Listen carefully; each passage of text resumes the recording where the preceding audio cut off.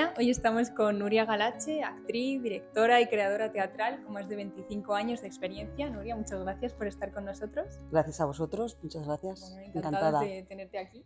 Y bueno, cuéntanos un poco para empezar cómo llegó el teatro a tu vida.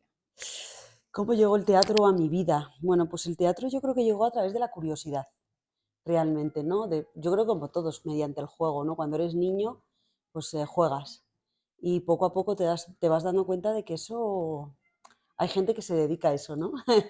Luego, yo he vivido toda la vida muy cerquita del Teatro Bretón, con lo cual el ver llegar a compañías o incluso en verano que hacía un calor horroroso, meternos en el patio de comedias que estaba fresquito, que era la entrada de la parte de abajo de mármol, pues formaba parte también de nuestra casa y de nuestro sitio de juegos. Mis padres eran muy aficionados tanto al cine como al teatro, entonces yo creo que todo se vive en casa, hasta que de repente te das cuenta de que, bueno, pues de que eso tiene un trabajo, ¿no? Tiene una labor y empiezas de una forma aficionada. Entré en el teatro de Garufa, Garufa Teatro, con José Antonio Sayagués, hace muchos años, y a partir de ahí pues empecé a ver que eso era un oficio y que había una forma de hacerlo profesional, y luego ya me fui formando con diferentes maestros, aparte de José Antonio Sayagués, pues con José Carlos Plaza, con Tamsin Townsend, pues con diferentes profesores de teatro, hasta que al final decido montar mi compañía. Tu compañía, La La Befana. Befana, que bueno, a mí me ha llamado personalmente la atención el nombre. Mm. ¿Qué relación tiene con el teatro? Porque creo que es como una hechicera buena, ¿no? Que Sí. llevaba regalos a A los los... niños, ¿no? Pues fíjate, es curioso porque ahora mismo sí que estoy escribiendo, estamos cambiando la página web y me han pedido que sea algo más cuentista, ¿no? Que no sea todo ahí, nacemos, se crea tal año, todo como demasiado. Entonces, voy a contar algo personal. Cuando yo era pequeña, yo tengo familia italiana, ¿vale? Entonces yo veía que a mi prima el Día de Reyes decía que no le llegaban los Reyes Magos hasta Italia. Y yo decía, pues no lo entiendo, estarán cansados, hay demasiados niños en España, no lo sabía. Y de repente me cuenta la historia de la Befana. La Befana es una bruja buena que aparece ese día de la Epifanía por la noche a regalarle caramelos y cuentos a los niños. Cuando yo decido crear mi compañía, empieza a tener un estilo propio, ¿no? Que es un poco de una cuentacuentos realmente para adultos y que de alguna manera lleva un poco también eso, ¿no? A esos niños que ahora ya son adultos, porque yo hago teatro, empecé haciendo teatro para niños, para público infantil, aunque luego ya después estoy más especializada en el teatro clásico y todas esas cosas. Y, y bueno, pues decidí que la bruja sonaba en español, ese nombre es como muy agresivo, ¿no? Y es algo malo. Sin embargo, la Befana, pues es esa bruja buena y realmente es lo que yo hago, contar cuentos, ¿no? Ujú. Sean más dramáticos o menos dramáticos. Y de ahí viene la Befana, por esa cosa de cuando eras pequeña, que yo esa historia la conozco desde que era niña. Bueno, has hablado ahora un poco de cuentos, un poco para adultos. ¿Cómo decides un poco qué vas a interpretar, ¿no? ¿Qué representaciones vais a hacer? Es que esto puede sonar muy bonito, pero es que es verdad, o puede sonar como muy estudiado, pero es que yo creo que hay veces que los personajes te eligen a ti, ¿no? Yo empiezo con la isla de los monos imitadores, una cosa muy graciosa, además que escribo yo, y bueno, un poco para los niños. Yo antes, con Garufa, hacíamos clásicos. O sea, yo hice de Circe en Los encantos de la culpa, o sea, eran personajes, digamos, con cierto peso del teatro clásico, Calderón de la Barca, etcétera, ¿no? Entonces, de repente empiezo con eso, pensando, inútil de mí, ignorante más bien, que era fácil, cuando el público infantil es lo más difícil que hay, porque, porque no tienen filtro, es que es el público más difícil y realmente el más de verdad. Si no le gusta, te lo va a decir. No es que no te aplauda, es que te lo va a decir. Entonces yo empecé con eso. Tuve suerte porque gustaba mucho, incluso los padres se reían mucho porque también utilizaba un poco el código que utilizan las grandes películas, ¿no?, infantiles, que es utilizar también un lenguaje para que los adultos, los papás cuando van con los niños, pues también tengan sus guiños hacia ellos. Y empecé con eso y de repente habíamos coproducido junto con Garufa Niebla y conocí a Polo Ser Núñez. Y le dije que quería hacer un monólogo de una mujer. Ya no, y siempre te pasa lo mismo, la actriz, qué piensa, qué tal, no sé qué. Y me dijo, Polus, no te líes, coges 6 monólogos clásicos y vamos a hacerlos. Y ahí nace Apasionadas. Apasionadas es una caja negra con un violonchelo, que es la réplica a la actriz, y 6 monólogos clásicos que hacen un repaso universal por todo el teatro, por grandes mujeres del teatro universal. Empieza con Medea y termina con Salomé, pasando por Laurencia, por Celimena, por la señorita Julia, o sea, grandes personajes, 6 personajes, o Julieta, ¿no? De Romeo y Julieta. Y a partir de ahí descubrí que con una caja negra, con una interpretación, diciendo la verdad, con la palabra, aunque era algo que no tenía continuidad, a mí me daba un poco de miedo ese espectáculo, pero me di cuenta que llegaba, porque al final al público le llega la emoción. Entonces le llegaba. Y a partir de ahí un poco es como que creo mi línea de la compañía, que es eso, empezar a buscar en los clásicos los personajes femeninos que creo que son los verdaderos protagonistas, ¿no? Y de ahí nace Dulcinea. O sea, Don Quijote no sale a la calle sin Dulcinea. Ahí nace Teresa de Toledo, que es la mujer de Lázaro de Tormes, ¿no? Lázaro no es juzgado, sino es porque Teresa parece que... Entonces empiezo a buscar esos personajes femeninos y son los que salen. Te puedo decir que muchos personajes he intentado buscarlos y no me han encontrado. Por eso te digo que hay veces que es el personaje el que te encuentra a ti, no depende en el momento que tú estés de tu vida, depende de muchas cosas. Yo quiero destacar esa idea que acabas de dar, que es la figura de la mujer en el arte, ¿no? Y concretamente en el teatro, porque yo creo que todas las producciones que tenéis en gira dan la visión de mujeres de las que todos sabemos algo, pero en realidad no conocemos su punto de vista, porque normalmente ha sido escrito por hombres, incluso creado por hombres, desde la Celestina hasta Juana I de Castilla. ¿Crees que es una oportunidad para dar a conocer su perspectiva, o sea, su historia, su realidad? Sí, o al menos la nuestra, porque yo creo que todos cuando leemos, cada uno nos creamos nuestro universo, ¿no? Entonces con esos personajes pasa lo mismo. Si todo fuera lineal, no fuera transversal, todo fuera lineal, con que se hiciera una Celestina bastaría, ¿no? Sin embargo, hay muchas Celestinas, porque al final cada uno tenemos nuestra visión de esa Celestina. Entonces yo creo que eso es lo interesante del teatro, ¿no? Que puede haber 1000 Medeas, porque cada uno vamos a tener la visión de nuestra Medea y vamos a destacar lo que más nos interese. Me parece muy interesante, lógicamente, el poder sacar esos personajes femeninos que todo el mundo conoce, pero bueno, pasan de puntillas, ¿no? Porque el gran héroe es Don Quijote, el gran héroe es, en caso de Juana, pues Juana fue desterrada por todos, por su padre, por su marido y por su hijo, ¿no? Sin embargo, fue un personaje muy importante y un personaje que pudo cambiar la historia de este país, no lo olvidemos, ella pudo cambiarlo y no lo hizo. Era una mujer inteligente y era una mujer que supo negociar muy bien. Cuando los comuneros, que es la historia que nosotros contamos, intentan de alguna manera hacerse con las riendas del reino, ella hace tal estrategia de mantenerlos firmes, escucharles de vez en cuando y que estén de alguna manera controlados hasta que su hijo Carlos V entra en España para que los castellanos puedan conocerlo y pueda reinar. Si ella hubiera cedido al otro, a lo mejor Carlos V no hubiera gobernado España, ¿no? Sí, sí, o sea que es como una voz que se les negó a ella y se nos negó a todos los demás, la negó a la historia. Se nos negó porque a veces no queremos buscar, me explico, porque está ahí, ¿eh? Yo no me lo invento, está ahí. Y entonces podemos llegar, ¿no? En el momento que tenemos curiosidad. A mí lo que más me interesa de Juana, por ejemplo, es que ha habido un montón de gente que se ha leído varios libros sobre Juana, que además me han pedido incluso opinión o me han pedido recomendación de algunos libros, ¿no? Y yo se los he dado de algunas biografías donde aparece eso que contamos en escena. Pero queda claro que somos una compañía de mujeres, con lo cual es lógico que busquemos de alguna manera esos personajes femeninos, ¿no? Es algo natural.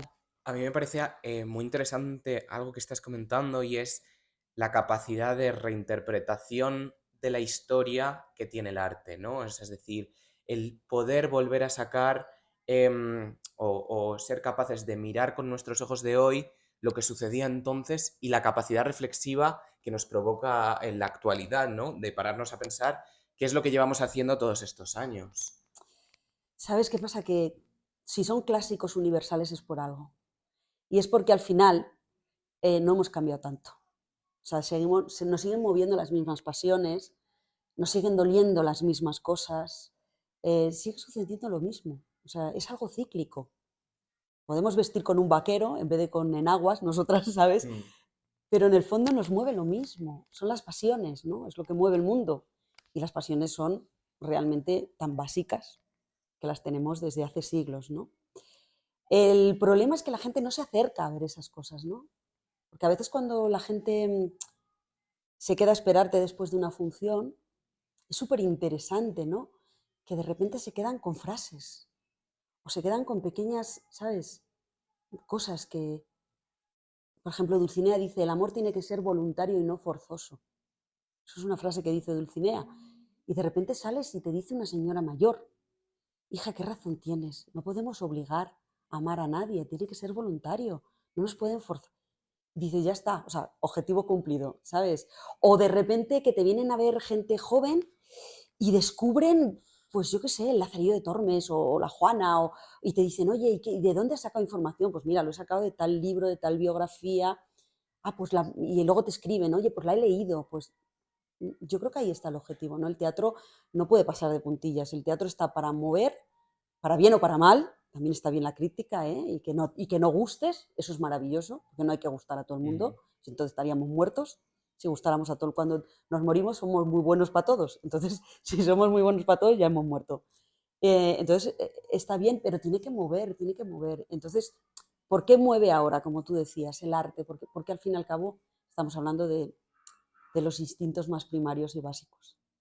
Hablando ahora que has mencionado a los jóvenes que se animan a ir quizá a una representación, ¿cómo ves al público joven? Es decir, ¿crees que lo echas en falta muchas veces? ¿Hace falta más promoción? ¿Que llegue a más gente? ¿Cómo lo ves? Yo creo que el público joven, yo creo que a veces al espectador en general creemos que es tonto, con respeto de la palabra, quiero decir, no por insulto, sino es verdad que es como, bueno, va allí, paga y no, no.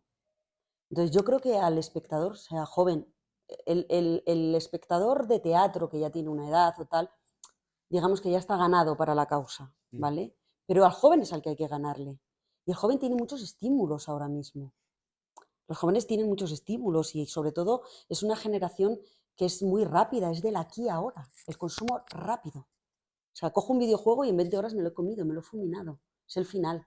O sea, o cojo un libro y ya no lo leo porque ya me pongo un casco y me lo van contando mientras cojo el autobús y me voy.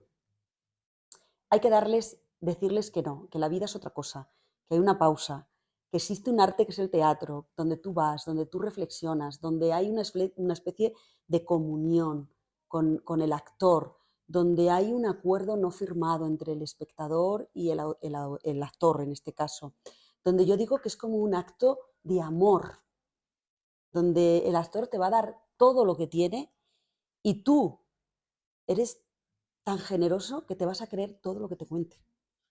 Entonces, yo creo que a la gente joven lo que hay que hacer es decirles que prueben y sobre todo crear ciertas promociones para ellos. O sea, un chico joven no se puede gastar eh, lo que valga una entrada, no sé cuánto vale, 22 euros, 25, 20, me da igual, no se lo puede gastar.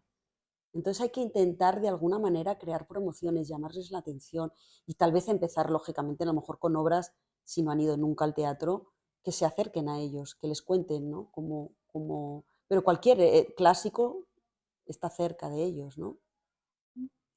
Decís que vuestras obras están basadas en la importancia de la palabra, de la acción y del silencio. ¿Qué peso tiene el silencio en una sociedad y en un momento en el que estamos constantemente recibiendo estímulos y ruido y somos, como acabas de decir, incapaces de parar de interiorizar el ritmo de la vida, que es otro? Fíjate, es contradictorio porque cuando pusimos esas palabras en la página, en nuestra manera de hacer teatro, digo, qué contradicción, ¿no? La palabra y el silencio. Pues es que los silencios están llenos de cosas. O sea, tú con un silencio en teatro puedes contar tantas cosas, más que si estuvieras hablando una hora. sea, el silencio es tan importante para dejar que el personaje respire, pero también para que el espectador respire.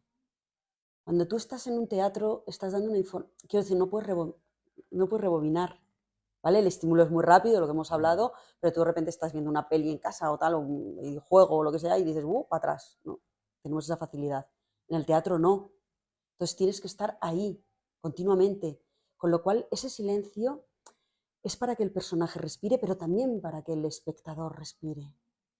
Para que su cerebro diga, vale, voy a ordenar y ahora sígueme contando, ¿no? Entonces, el silencio es, para mí, es lo más importante. Sé que es lo más difícil, también te digo, de soportar, tanto como actor. Yo discuto mucho con los actores cuando dirijo, digo, pero ¿te quieres callar un rato? Si ya llevo un rato, no, más. O sea, por favor, cállate, respira, no pasa nada. Si tú estás en el aquí, ahora, en escucha y en la verdad, no pasa nada porque estemos callados. Entonces, me parece fundamental para que frenemos, para que pensemos. Y tú como actriz, ¿cómo vives estar encima de un escenario, ¿no? ¿Cómo vives esos silencios? Yo los disfruto mucho, he aprendido a disfrutarlo. También es cierto que puede ser la experiencia. O sea, yo reconozco que cuando era joven también me costaba mucho, ¿no? Estar calladita o estar en un escenario sin hacer, que nunca se está sin hacer, porque incluso encima de un escenario cuando no haces, estás haciendo. Entonces yo ahora los disfruto mucho, me encantan, me gustan mucho. Incluso forman parte de la dirección de mis espectáculos. La Dulcinea tiene, cuando pasa de un personaje a otro, son momentos que a veces para el espectador son muy incómodos. Y es en silencio. Yo me doy la vuelta detrás de una silla y me cambio el peinado. En silencio. No hay música. Mucha gente me decía, es que podías poner ahí música. No, que aguante. Igual que aguantamos los demás el silencio, ¿no? Entonces yo lo disfruto mucho, pero porque me gustan. Me parece que cuando un silencio, insisto, tiene contenido, está lleno de algo, aporta tanto o más que un monólogo de 10 minutos sin respirar. ¿Y cómo enfocas cada función? Es decir, hay algo que antes has mencionado, que es esta cosa de que en el teatro la emoción es única y solamente se da en ese momento, en ese lugar, en el aquí y ahora. ¿Qué difiere, ¿no? ¿Qué cambia de una función a otra para ti como actriz? Mi estado de ánimo es fundamental, quiero decir. Tú puedes ver una función hoy y mañana y yo no estoy igual. Puedo estar más cansada, menos cansada, yo qué sé, se me ha pinchado la rueda del coche, yo no he comido, me duele el estómago, tengo la cabeza, que lógicamente nos pasa lo que nos pasa a todo el mundo. Lo que pasa es que intentas que en el escenario no se te note, pero al final influye, ¿no? Tu estado de ánimo siempre influye, ¿no? Y luego el público. O sea, cuando el público está ahí y te da, hay magia. O sea, no me digas de dónde sale, pero hay magia. El público te influye muchísimo. No hace falta que colabore, que no hace falta que tal, que aplaude. No, no. Tú notas cuando el público está en escucha, ¿sabes? Activa. Y eso te da, y te creces, y te creces. Y hay funciones mágicas. O sea, hay funciones que yo te puedo decir que poco menos que entras en una especie de inconsciencia, sabes que cuando se acaba la función dices, ¿qué tal ha ido? Porque no eres ni consciente de cómo ha ido, ¿no? Y esas suelen ser mágicas, porque lógicamente estás ahí, pero influye sobre todo tu estado de ánimo, aunque siempre tú, quiero decir, yo he tenido funciones muy duras, o sea, pues de haber perdido a un ser querido y tener una función. Y lo he hecho, ¿eh? O sea, y esa función fue mágica. Mi estado de ánimo no era el mejor, pero sin embargo ahí hay algo que lo hace mágico. Como decía la gran Nuria Esper, encima de un escenario no duele nada, nada. O sea, tú puedes ir con un dolor de rodilla, de estómago, de cabeza, de alma, pero cuando subes encima de un escenario, pues es el mejor analgésico que se puede tener. Luego cuando bajas se te viene todo el mundo encima otra vez, ¿eh? O sea, no creas tú que ya te has recuperado. Pero sí es cierto que cuando estás ahí hay algo, una energía, hay una concentración, que estás ahí y no pasa nada. Y luego continúas. No pasa nada, pero sí influye, insisto, como cualquier ser humano. Quiero decir, a ti te influye un examen, depende cómo vayas, Sí. ¿no? O sea, Claro. influye. Hablábamos también en el primer episodio que, intentando no comparar mucho, pero a lo mejor la principal diferencia entre el teatro y el cine puede ser que en el teatro, además de la magia de que lo que pasa una vez no se repite jamás, es necesaria una involucración bastante fuerte del público, del querer creer lo que están viendo y querer ser parte de eso. ¿Hasta qué punto puede llegar a influir lo que has comentado, un público que esté presente, que se note la energía de que el público quiere ser parte de eso? Es que yo creo que es un 50%. Antes lo he dicho, para mí es un acto de amor. Es un acto de amor. Y en cualquier acto de amor hay un tanto por ciento muy igualado, ¿no? Un 50-50. Entonces yo puedo salir con toda la energía del mundo, pero si de repente veo un bloque de hielo, al final acabo agotada porque es una lucha y ves que no, y que no, y que no, y que no. Y si te pilla en un momento lúcido, incluso puedes decir, venga, acelera un poco el ritmo porque no hay por dónde cogerlo, ¿no? Sin embargo, cuando de repente tú sales, tú tienes que salir siempre con la energía al 200%. Y luego ya depende del público que eso se triplique o que te la bajen al 0,5, ¿sabes? Tú siempre tienes que salir igual. Luego ya depende del público. El público es el 50%. O sea, un público frío, no sabes por dónde cogerlo. Mis obras de teatro no tienen mucho gag para carcajada, pero sí para sonrisa.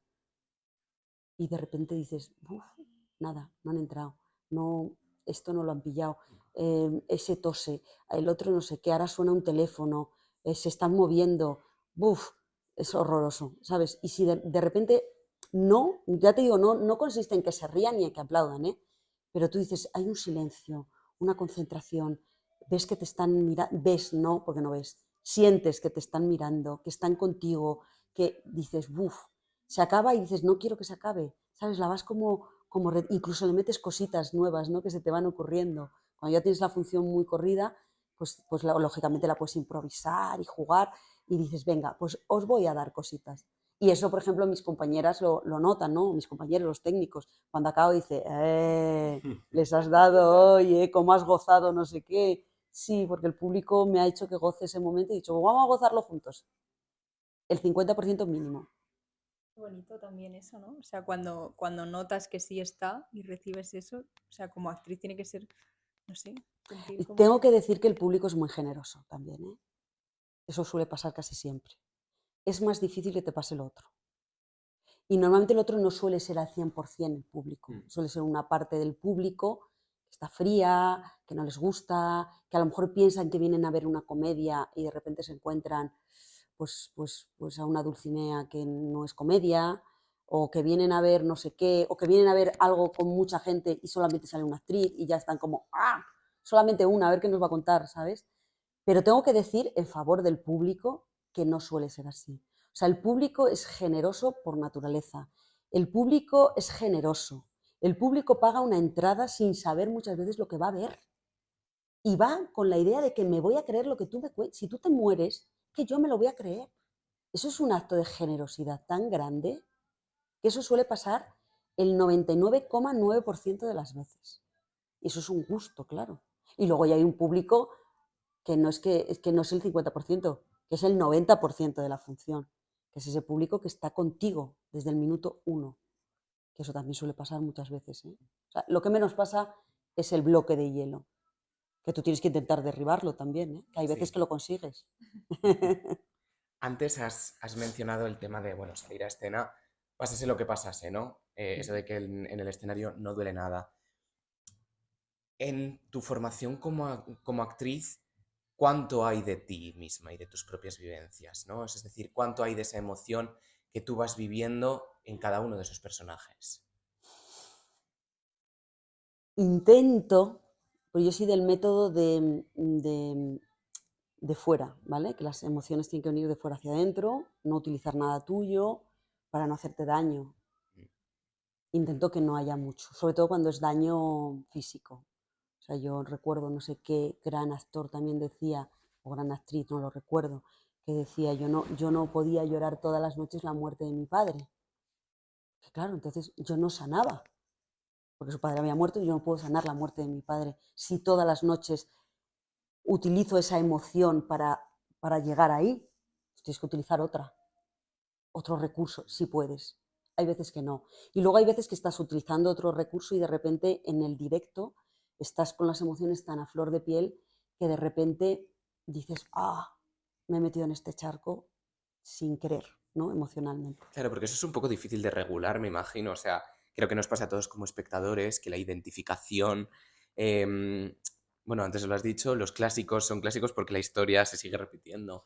Entonces, creo que me resulta muy complicado no meterse y conectar cuando tú estás representando a un determinado personaje, si ese personaje está viviendo cosas que a ti te están sucediendo o que te han sucedido y que representan una parte de tu vida. O sea, es un poco complicado desvincularse de todo eso y alejarse. Bueno, hay técnicas, ¿no? Donde tú empiezas a trabajar las emociones desde las acciones físicas, ¿no? Para eso pues, hay grandes maestros que te enseñan a trabajar esas emociones desde las acciones físicas con las que yo trabajo, ¿no? Yo doy clases de teatro y yo no me meto en charcos, yo no quiero saber emocionalmente los traumas de nadie, entre otras cosas porque no soy psicóloga, o sea, ¿sabes? Entonces no puedo gestionarlos, no puedo meterme en esos charcos, no voy a saber sacarte de ahí.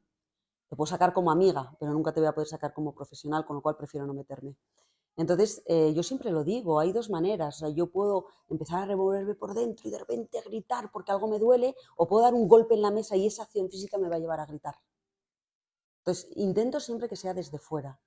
Pero sí es cierto que hay una línea muy delgada. Cuando hablas de ciertas cosas, ¿no? Yo he perdido a mis padres recientemente y, por ejemplo, pues la Juana hay un momento que le está rezando a su madre. Pues claro, eso es muy difícil salirte, pero te sales, porque si te pasa en directo, es que luego, quiero decir que estás llorando un rato, pero que luego tienes que hablar, Sí. O sea, se te tiene que pasar, porque es mentira. Lo que estás haciendo es mentira. Entonces es mejor tomártelo de otro lado, llorar y luego dejar de llorar, porque si te metes en ese charco de una emoción personal, es que te puedes tirar llorando a la hora de la función y no es eso lo que tienes que hacer. Por eso hay que intentar pues, hacer muchos ejercicios, tener tu cabeza muy clara y mucha técnica, también te digo, mucha técnica. Intentar no meterte en charcos que te duelan, porque todos sabemos de grandes actrices y grandes actores que se han metido en ese charco del método, del famoso método. Sí. Y chico, pues demasiado psicoanálisis luego, ¿no? Justo yo te quería preguntar si a nivel interpretativo, o sea, tú como profesional, ¿ves diferencia entre actores que a lo mejor utilizan, pues eso, el método Stanislavski o que se han formado en Cristina Rota, ¿no? Que creo que es un método también muy de romperse y de vivir todo personal, actores que lo viven, como has dicho, de fuera hacia adentro? Se nota la técnica cuando yo he hecho cursos con Tamsin Townsend, por ejemplo, con José Carlos Plaza. Son dos directores muy diferentes. Uno es un director español, otra es una directora inglesa. Los ingleses a los ensayos le llaman play, le llaman juego, ¿no? Y al teatro es play, es juego. Utilizan todo desde el juego los ingleses en el teatro, ¿no? Desde las acciones desde el juego. Son diferentes técnicas y luego pues he estado con Coraza, que es argentino, fíjate, o sea, ahí ya es como, me voy a agarrar el corazón y esas cosas, ¿no? Y yo te puedo decir que desde fuera, cuando observas, a lo mejor encima de un escenario hay a gente que se le nota, pero sobre todo cuando estás con ellos trabajando, desde el método por el que trabajan o cómo llegan, sí te das cuenta. De hecho, yo con una compañera, con Paloma Porcel, en en un curso con Tamsin, en las presentaciones que cada actor tenemos que hacer cuando hacemos cursos y tal. Paloma es una gran amiga que conocí en un curso y sigue siendo muy, muy buena amiga. Hacíamos apuestas y decíamos, esta viene de Cristina Rota, esta viene de La Resat, esta viene de Coraza, esta viene de Leighton. Leighton es el método de fuera adentro. Y acertábamos. Porque al final hay un punto como demasiado desgarrador que algo tampoco tiene por qué ser verdad. Quiero decir que no tiene por qué tener verdad. La verdad es que tú hay algo que te pasa por dentro. Y una vez que te pasa por dentro, sale. Y cuando sale es verdad. Me da igual que tú, en vez de llorar la muerte de tu abuelo, de repente te acuerdes de tu perro o te acuerdes de no sé qué. Si lo que me estás contando es verdad, ¿qué más da de dónde venga la emoción? Sobre todo, a mí lo que me da miedo de esos métodos es no tener control, Ujú. porque la falta de control te lleva a problemas personales, ¿eh? Que lo hemos visto en grandes Sí, actrices, o sea, Lola Herrera es la más conocida, te lleva a problemas personales, que llega un momento que rompes, claro, entonces lo que decía, que no recuerdo quién lo decía, que decía, es que yo no puedo estar llorando la muerte de mi padre todas las noches, porque entonces no es que no puedo, es que me rompo. precisamente a raíz de eso quería saber qué, o sea, qué cosas has aprendido de ser actriz, ¿no? ¿Hay una mejora en la gestión emocional? Porque sois personas que trabajáis con las emociones de alguna manera, aunque sean métodos distintos, ¿no? ¿Hay una aplicación luego después en la vida real en cuanto a las No, emociones? somos un desastre. Somos los peores actores. Yo por lo menos soy la peor actriz en mi vida diaria. Soy la peor actriz. O sea, se me nota todo. Quiero decir, tú a mí me empujas por la calle, te miro y ya me has notado que se me ha sentado mal. O sea, no sé disimular nada, ni las emociones.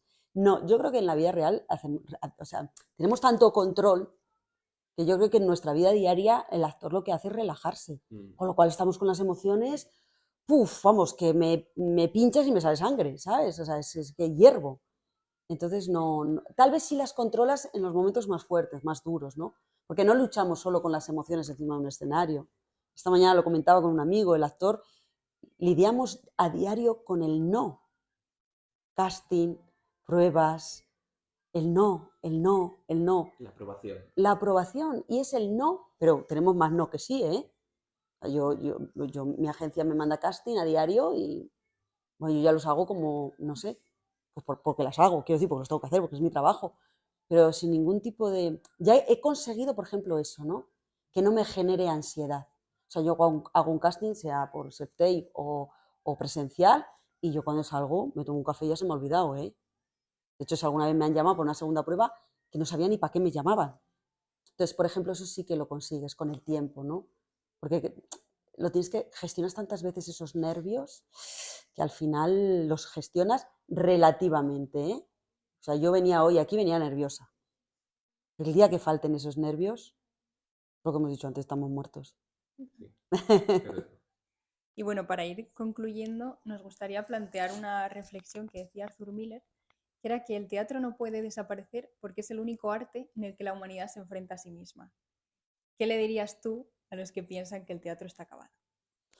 Pues yo le diría que no, que de momento la IA, que ahora es súper famosa, creo que no va a conseguir hacer teatro, hasta donde llega mi conocimiento sobre la IA, ¿vale?